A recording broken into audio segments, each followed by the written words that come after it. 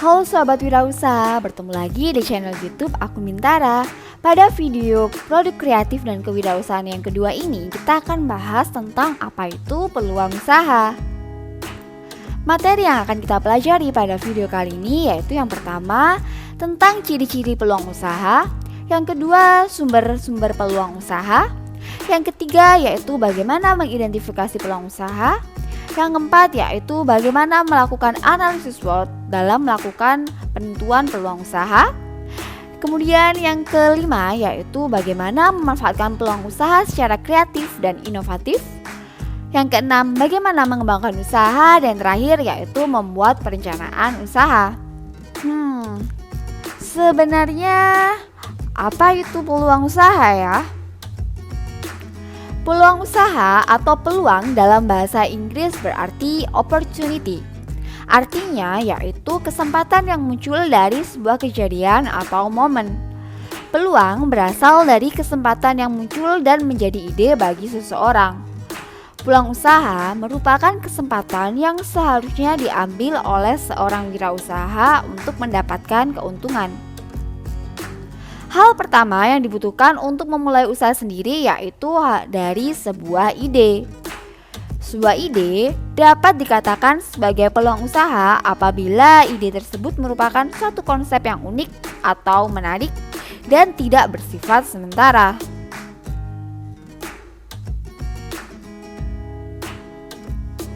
Nah, selanjutnya bagaimana ya ciri-ciri peluang usaha yang baik itu?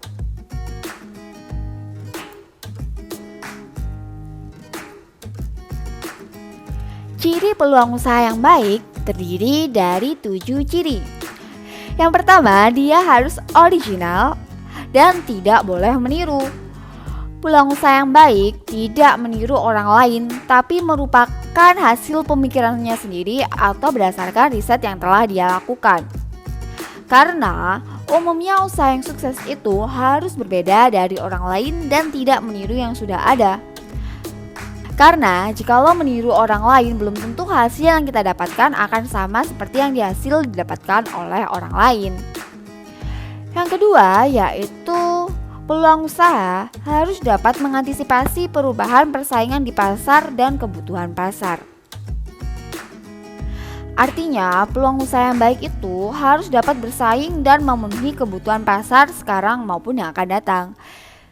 Sehingga jika memiliki sebuah usaha, maka usaha tersebut harus selalu senantiasa diinovasikan terhadap perubahan dan juga perkembangan pasar. Yang ketiga, sebuah peluang usaha yang baik itu harus sesuai dengan keinginan si pelaku usahanya. Karena tentu saja, si pelaku usaha merupakan seseorang yang akan menjalankan usaha tersebut. Jika usaha tersebut tidak dilaksanakan sesuai keinginannya, maka kira-kira bagaimana ya kelanjutan usahanya nanti? Tentu saja ini bukan hal yang baik, sehingga peluang usaha yang baik itu harus sesuai dengan keinginan dari si pelaku usaha, tidak boleh dipaksakan. Yang keempat, peluang usaha yang baik itu harus sudah memenuhi kelayakan usaha. Artinya, sebelum melakukan usahanya, sebuah peluang usaha itu harus diuji kelayakannya terlebih dahulu, apakah usaha ini layak ataukah tidak. Kemudian yang kelima yaitu peluang usaha yang baik harus kreatif dan inovatif. Sehingga peluang usaha seperti yang tadi saya sebutkan itu harus sesuai dengan pemikirannya sendiri dan selalu senantiasa melakukan inovasi. Kemudian yang keenam, peluang usaha yang baik itu harus dimulai dari keyakinan oleh si pelaku usaha bahwa usahanya ini akan berhasil. Seorang pelaku usaha harus dapat meyakinkan dirinya sendiri bahwa peluang usaha yang dia ciptakan itu akan berpeluang sukses dalam menjalankannya. Dan yang terakhir tentu saja, pelaku usaha harus merasakan kesenangan dalam menjalankan usahanya. Sehingga nanti jika usaha tersebut dijalankan dengan senang, tentu saja hasil yang diperoleh dari usahanya itu akan lebih maksimal. Nah, Dari mana ya kita bisa memperoleh ide-ide yang kreatif dan inovatif tentang sebuah peluang usaha? Makanya mari kita bahas sumber peluang usaha. Nah, peluang usaha tersebut bisa kita peroleh atau ide peluang usaha tersebut bisa kita peroleh dari diri kita sendiri, lingkungan, perubahan, dan juga dari konsumen. Peluang usaha yang muncul dari diri sendiri bisa diperoleh dari hobi, keahlian, dan latar belakang pendidikan seseorang. Untuk peluang usaha yang bersumber dari hobi, maka apabila seseorang memiliki hobi atau kesenangan yang dia lakukan, maka kesenangan atau hobi yang dia lakukan itu bisa dijadikan sebagai peluang usaha. Selain nanti dia bisa melaksanakan hobinya, dia juga bisa mendapatkan keuntungan dari usaha yang dijalankan. Yang kedua yaitu dari keahlian. Jika seseorang memiliki keahlian tersebut dapat kita kembangkan atau dapat kita gunakan sebagai modal dalam menjalankan usaha yang kita jalankan. Kemudian yang ketiga yaitu dari latar belakang pendidikan. Seperti yang kita ketahui bahwa pendidikan dan juga pengetahuan merupakan hal yang sangat penting. Pengetahuan dan latar belakang pendidikan merupakan salah satu hal yang paling potensial menemukan peluang emas karena sudah mengetahui, mempelajari, dan memahami bidang usaha yang akan ditekuni. Peluang usaha yang muncul dari lingkungan bisa berasal dari usaha orang tua, kemudian bisa dari lingkungan rumah, dan juga bisa dari kebiasaan. Jika berdasarkan dari usaha orang tua, maka dari usaha yang dijalankan oleh orang tua dapat kita jadikan sebagai inspirasi untuk menjalankan usaha kita ke depannya. Selain itu, dengan kita menjalankan usaha yang terinspirasi dari usaha yang dijalankan orang tua, kita bisa memperoleh narasumber terdekat yang bisa kita gunakan sebagai tempat sharing atau berbagi informasi bagaimana menjalankan usaha serupa. Yang kedua yaitu dari lingkungan rumah. Lingkungan rumah ini bisa berasal dari tetangga, teman sekolah, maupun teman main, ataupun juga berasal dari lingkungan di sekitar kalian. Misalnya saja di lingkungan sekitar kalian terdapat danau yang dipenuhi dengan eceng gondok. Eceng gondok merupakan salah satu tanaman yang disebut sebagai hama oleh orang-orang dan jarang sekali dimanfaatkan. Sehingga eceng gondok bisa kita gunakan sebagai peluang usaha jika kita mampu memikirkan ide kreatif bagaimana mengolah eceng gondok tersebut menjadi sebuah karya atau produk yang dapat menghasilkan keuntungan bagi kita. Kemudian yang ketiga yaitu dari kebiasaan. Kebiasaan yang kamu lakukan setiap hari bisa juga dijadikan sebagai inspirasi untuk melakukan atau menjalankan sebuah usaha atau menemukan sebuah peluang usaha.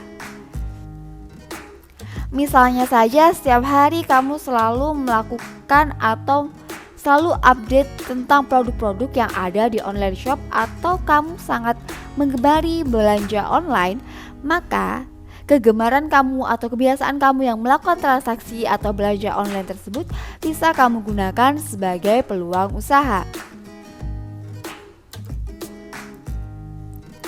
Selanjutnya, peluang usaha bisa timbul dari adanya perubahan. Perubahan yang dimaksud yaitu perubahan dari lingkungan, perubahan dari peraturan pemerintah, perubahan atas teknologi, perubahan tekanan kerja, dan juga perubahan tingkat kebutuhan. Dan yang terakhir yaitu ide peluang usaha dapat bersumber dari konsumen. Konsumen dapat memberikan saran, keluhan, permintaan tentang produk dan juga harapan yang diinginkan kepada pelaku usaha sehingga pelaku usaha bisa membuat peluang usaha baru. Nah, selanjutnya kita akan pelajari yaitu bagaimana cara mengidentifikasi peluang usaha. Pada materi ini ada 3 subpoin yang akan kita pelajari, yaitu yang pertama yaitu tentang tipe ide memulai usaha, yang kedua yaitu teknik untuk mendapatkan ide, dan yang terakhir yaitu teknik untuk mengembangkan ide. Untuk tipe ide memulai usaha yaitu ada 3 tipe ide. Biasanya disebut sebagai tipe A, tipe B, dan juga tipe C. Untuk ide tipe A yaitu dinamakan new market atau pangsa pasar baru. Kemudian yang kedua tipe B dikatakan sebagai new teknologi atau teknologi baru. Dan yang ketiga yaitu tipe C, yaitu new benefit atau nilai baru. Untuk tipe A atau new market ini yaitu sebuah jenis usaha baik barang maupun jasa yang sudah ada namun menjualnya di wilayah yang berbeda. Jadi, seorang pelaku usaha bisa mengadopsi produk yang dijual di wilayah lain, kemudian dia mengimplementasikan pada usaha yang dijalankannya. Di sini bisa dilihat contohnya yaitu antara 7-Eleven dan Indomaret. 7-Eleven merupakan sebuah toko kelontong yang berasal dari Amerika Serikat yang berdiri sejak tahun 1927. Sementara Indomaret merupakan toko kelontong juga yang berada di Indonesia dan berdiri sejak 1988. Nah, banyak orang yang bilang bahwa Indomaret ini mengadopsi konsep yang dimiliki oleh 7-Eleven sebagai toko kelontong yang menjual barang-barang kebutuhan sehari-hari. Selanjutnya yaitu tipe peluang usaha B, yaitu new technology. New technology atau tipe teknologi atau inovasi baru. Jadi untuk ide tipe B ini merupakan ide usaha dengan memanfaatkan teknologi atau inovasi terbarukan. Ide tipe B ini merupakan ide usaha yang benar-benar baru dalam hal teknologinya. Teknologi yang dimaksud tidak hanya berhubungan dengan mesin, tapi juga pemanfaatan sebuah sistem atau proses. Di sini contohnya yaitu adalah mobil otonom buatan Google. Google merupakan sebuah perusahaan yang tidak hanya mengembangkan teknologi di bidang search engine saja, tapi dia juga mengembangkan sebuah sistem operasi yang bernama Android. Selain itu, dia baru-baru ini juga meluncurkan sebuah mobil otonom, yaitu mobil yang digadang-gadang bisa dijalankan tanpa adanya pengemudi. Mobil otonom ini merupakan salah satu inovasi terbaru yang diluncurkan oleh perusahaan Google. Selanjutnya yaitu tipe C atau new benefit. Ide tipe C ini merupakan modifikasi dari sesuatu yang telah ada atau memperbaiki sesuatu yang sudah ada. Untuk memulai ide tipe C, seseorang harus mampu melihat celah produk yang sudah ada. Kekurangan produk yang sudah ada dapat diperbaiki, kemudian diterapkan pada produk usaha yang akan dikembangkan. Selanjutnya yaitu teknik untuk mendapatkan ide. Untuk mendapatkan ide, salah satu yang bisa kita lakukan yaitu dengan bertukar pikiran. Kita bisa melakukan bertukar pikiran dengan orang yang sudah memiliki pengalaman, rekan usaha, ataupun guru pembimbing. Yang kedua yaitu dengan berimajinasi. Kita bisa membayangkan apa yang ingin kita lakukan, sehingga dengan berimajinasi kita akan mendapatkan ide. Yang ketiga yaitu memadupadankan. Cara ini dilakukan dengan bertanya atau berdiskusi dengan orang lain yang memiliki berbagai latar belakang pekerjaan, kepribadian, dan juga pendidikan. Cara ini dilakukan untuk mendalami sebuah ide agar lebih matang dan menutupi kelemahannya. Yang keempat yaitu dengan pendekatan tidak langsung. Pendekatan tidak langsung dapat ditempuh apabila ingin melakukan diskusi guna mengatasi kelemahan dari usaha yang akan dijalankan. Selain dengan metode diskusi, kita juga bisa melakukan dengan cara pendekatan ensiklopedia. Pendekatan ensiklopedia ini dilakukan dengan melakukan berbagai macam riset seperti riset kepustakaan maupun teknologi. Dan terakhir yaitu komponen yang dimodifikasi. Sebuah ide usaha baru akan muncul apabila memperhatikan ide yang sudah ada. Pencarian ide usaha ini tidak termasuk peniruan atau plagiasi. Seseorang dapat meniru untuk kemudian memodifikasi ide yang sudah ada. Konsep ini dikenal dengan istilah ATM, yaitu amati, tiru, dan modifikasi. Selanjutnya yaitu teknik untuk mengembangkan ide. Teknik untuk mengembangkan ide dapat dibagi menjadi dua, yaitu teknik inside out dan outside in. Teknik inside out yaitu merupakan sebuah teknik yang menjadikan kepribadian, pengalaman, keterampilan, serta bakat atau hobi yang dimiliki sebagai dasar untuk mengembangkan ide usaha. Jadi dapat disimpulkan bahwa teknik inside out merupakan teknik di mana kemampuan internal seorang individu yang diperoleh dari dalam dirinya sendiri dapat digunakan untuk mengembangkan produknya sehingga produknya akan lebih inovatif, unik, dan juga terbarukan. Kemudian teknik yang kedua yaitu outside in. Kebalikan dari inside out, teknik outside in yaitu dengan menyerap informasi-informasi yang diperoleh dari luar, kemudian dimanfaatkan untuk menghasilkan produk baru sesuai dengan kemampuan dan kreativitas yang dimiliki. Sehingga kita bisa memperoleh informasi misalnya dari improvisasi produk yang sudah ada, mengkombinasikan industri atau produk, mengenal dan memahami kebutuhan, memahami tren. Nah, dari informasi-informasi tersebut kita bisa memodifikasinya dan kemudian menghasilkan produk yang terbarukan. Selanjutnya yaitu menganalisis peluang usaha menggunakan analisis SWOT. Untuk mendapatkan peluang usaha yang baik, wirausaha perlu melakukan analisis terlebih dahulu, yaitu salah satunya dengan menggunakan analisis SWOT. SWOT merupakan metode yang digunakan mengevaluasi kekuatan atau strengths, kelemahan atau weaknesses, peluang atau opportunities, dan ancaman atau threats dalam suatu proyek atau suatu spekulasi usaha. Analisis SWOT berguna untuk menganalisis faktor-faktor di dalam organisasi yang memberikan andil terhadap kualitas pelayanan atau salah satu komponennya sambil memperhatikan faktor-faktor eksternal. Berikut ini salah satu contoh analisis SWOT terhadap usaha tteokbokki. Tteokbokki merupakan makanan khas Korea yang biasa disebut sebagai kue beras. Tteokbokki atau usaha tteokbokki ini jika kita lakukan analisis SWOT maka akan kita temukan seperti ini.